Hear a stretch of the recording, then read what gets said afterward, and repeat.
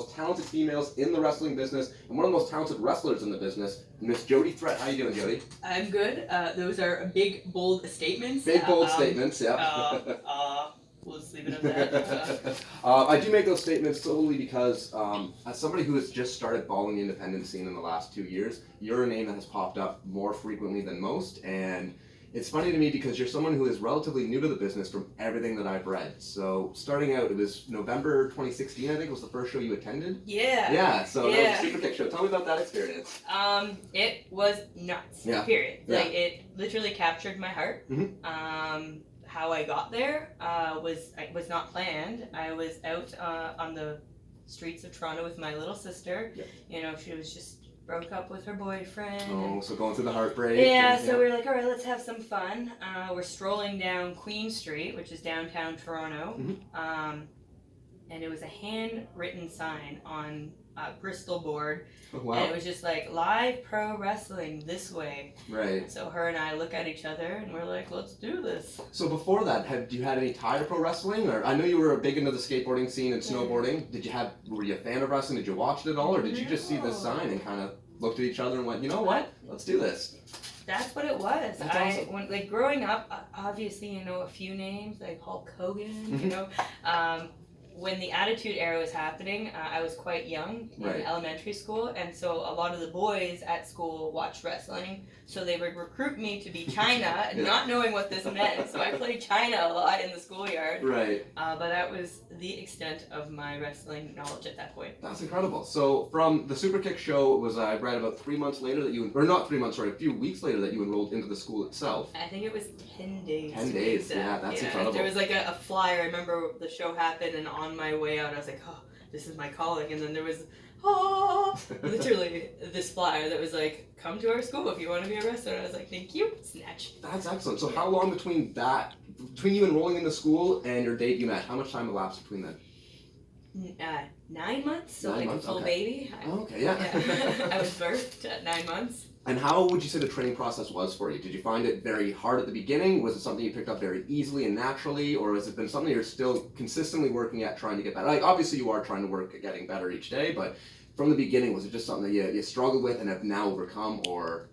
So physically, not overly challenging because I am an athlete. Mm-hmm. In addition to skateboarding, snowboarding, I played like high-level rugby for many years. From the time I was in high school, I was playing on like the boys rugby team because there was no girls rugby team, so like physical activity was no stranger to me. Right. You know, in high school I was like athlete of the year. University, like won like athletic scholarships. Like, so you had established an athletic background at that stage. Yeah. Absolutely, and not just intricate sports, but like very hard-hitting sports. Right. Again, rugby, you have no equipment. I won't mess with a rugby player, that's for sure. And I was a flank, which means I seek and destroy. Like, I would go out there and kill the B words, you know, on the field. It's funny, even hearing you that, because I know you're very tight with Holden Albright, who's another guest we've had on the show, and he intimidates me the same way you do, because you both talk about killing people, and I'm like, alright, I'm a small guy. It's all a given. But with the training, mentally understanding wrestling, because you can, there's just so much to know about wrestling, the mind of wrestling, that was extremely challenging. On a few occasions, I had my trainers look me in the eyes and say, you're never going to get this, you're never going to be a wrestler, because apparently I guess at that point, did not show them that I understood, which in all fairness, I didn't understand. Right, you were at that point, you can look back and say they were right for their thinking at that time, but you were able to adjust yours almost to at least get some sort of understanding. And I'm always learning. Like, I train twice a week with Josh Alexander at his school in Schaumburg, Ontario. Yeah. Oh, we talked about the school before. Yeah. So this, like, don't get it twisted. Like, I am still training, like, heavily, because not only do you have to be physically, like, able to do this, but it's a very mental thing. It's very creative. There's so many different ways, so many different things you need to learn and understand and feel. Yeah, no, that makes complete sense. And even on that note as well, in terms of working towards just getting better, I've noticed as a talent, obviously your in-ring performance is always getting better. Yeah. You as a talker and just as doing interviews with you, I've noticed a huge change as well. From watching, I've gone back and I watched an interview was The Hangover with Smash. They had Scott Hunter and I believe the Muscle sat down. With my animal crackers. And you had the animal crackers. I was debating bringing out animal crackers. I would have loved it. I would have loved it. I lost control. But it's really funny to see because I noticed during that interview, it wasn't a sense of nervousness, but the nerves were in, if that makes sense. So you could tell that you were like, hey, this is what I want to do, but I also know I'm very new at this point. Because that interview was about a year or so ago. Yeah, I guess it was. Wow. Yeah, so it's funny to talk to you now and just see that complete change where you have the confidence when you're talking about wrestling. You go, look, I know my place in the business. I know that I belong working as a professional wrestler. Yeah. And on that note as well, part of that interview, something I took away was female wrestlers is a term that you're not a huge fan of. Yeah. It was an eye-opening thing for me because I do use the term female wrestlers quite regularly. My interpretation of that was to promote, hey, when you heard the term female wrestlers, and I'll give you a quick short story, is I had a family member who was laughing when I said, oh, I'm going to be interviewing some of the female talents. Oh, like the hair colors and all. And I'm like, no, you have no idea the level these girls have taken professional wrestling. Right. And a majority can put it on better than the guys can. Yeah. So for me, I was always saying female wrestlers as a sort of, hey, pay attention to these females that are wrestlers. So hearing it from your standpoint as well, though, was a complete eye-opening experience that I think a lot of people need to understand that the respect for females in wrestling still isn't where it needs to be. And that was a big reason I wanted to sit down with you as well, because I'm kind of curious as to what your experiences are as a female in the business and the disrespect you may have come across. I don't want you obviously listing any names or throwing anybody under the bus, but what has it been like as a female in this business? Because obviously when you look at WWE, their mainstream push is, oh, we're all about the women's division now, but you do, as I mentioned, you see a lot of disrespect still. So can you talk to us about any of your experiences that way, or have you had any? Sure. So first and foremost, from my understanding, the business has come a long way. I'm a baby in this business, so I am coming in at a very good time for wrestlers, and if we want to be very specific for female wrestlers, there's a lot more opportunities, and not just, opportunities, but meaningful opportunities. Exactly, yeah. So I understand that I'm lucky, and it was a bit different. My experience has actually been pretty positive, and I don't know if it's because I surround myself with the proper people, and I don't stand for BS. Right. Am I allowed to say BS? Oh yeah, you can. Okay. So if I have someone and I could see that the conversation is going towards a way I don't want it to, like I am equipped with the tools to end that conversation respectfully. Yep. But I do know what happens. One thing I do see with me too, and everyone, most females, is for whatever reason, it's almost like people are scared to give you critical feedback. I want the negative points.